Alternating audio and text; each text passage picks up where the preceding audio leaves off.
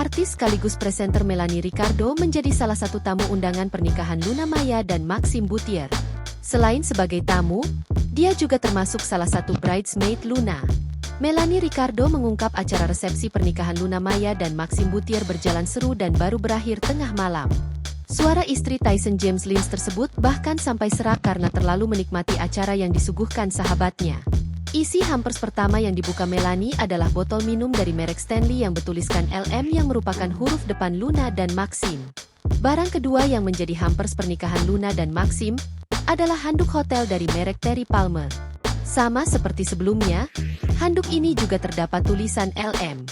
Ternyata barang ketiga yang diberikan Luna dan Maxim adalah body oil mewah dari merek YSL seri Libre.